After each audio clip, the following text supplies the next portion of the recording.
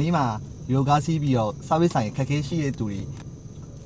အားလုံးပဲမင်္ဂလာပါဒီနေ့ကတော့ကျွန်တော်ကားရဲ့ကျွန်တော်တကယ်ကြီးကိုယ်ဆွဲကားရဲ့ brake ပတ်လေးသွားလိမ့်မှာဖြစ်ပါတယ် service ဆိုင်ကိုပေါ့နော်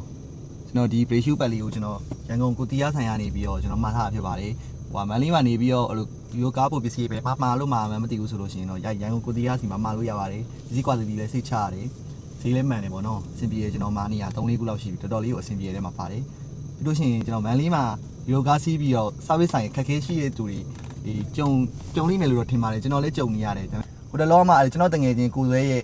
ကားမှုကြောင့်ပေါ့နော်နောက်ထပ် service ဆိုင်လေးတွေ့တယ်ရမ်းစင်ပြေတယ်အဲ့ဆိုင်လေးကိုကျွန်တော်သိချင်လို့ရှိရင်တော့ကျွန်တော်လာမေးပါအောင်နော်ကျွန်တော်ဆိုင်နာမည်လေးနဲ့လိပ်စာလေးကိုပြောပြပေးမယ်ကျွန်တော်ရှေ့မှာကျွန်တော် service ဆိုင်2ဆိုင်လောက်တော့ကြုံပြီးပြီအဆင်မပြေဘူးဟိုဆိုင်ရကြတော့ဟိုပြင်လာတော့ကောင်းတယ်ပိုပစ္စည်းတွေကိုဆိုတော့ပိုပစ္စည်းတွေကိုနှစ်ဆမတန်ဈေးတင်နိုင်မျိုးတွေ့ရတယ်နောက်တစ်ဆိုင်ရကြတော့အဲ့လိုပိုပစ္စည်းဈေးတင်မှုနေနေတာအဲ့ကားပြင်တာကိုရွာလဲနေတာကျွန်တော်နှစ်ခုလုံးတော့မကြိုက်ဘူးအဲ့နှစ်ခုလုံးကလည်းမန်လေးမှာဒူတကမေးလိုက်လို့ရှိရင်ညှိုးနဲ့ဆိုင်နှစ်ခုဖြစ်နေလို့နော်တော်တော်လေးကိုသဘောမကျတယ်မပါတယ်အခုဆိုင်နေကျွန်တော်တော်တော်သဘောကျတယ်အဲ့ဆိုင်ရင်အားနေချက်က तू ကအရန်ဝင်လည်းမများဘူးပြဝင်နေနေတယ်အဲ့တော့ကားပြင်မယ်ဆိုလို့ရှိရင်ဖုန်းတွေပါကြိုဆက်ကားစီးရင်နေမှာပဲတော့ပြင်တာတော့ပူကောင်းတယ်ဒါပေမဲ့ဆောက်ပြီးပိုင်းဆိုင်ရာနဲ့ပို့ပစ္စည်းဆိုင်ရာနဲ့စိတ်ချရတယ်အဲ့ဆိုင်လေးလုံးဝကို recommend ပေးပါတယ်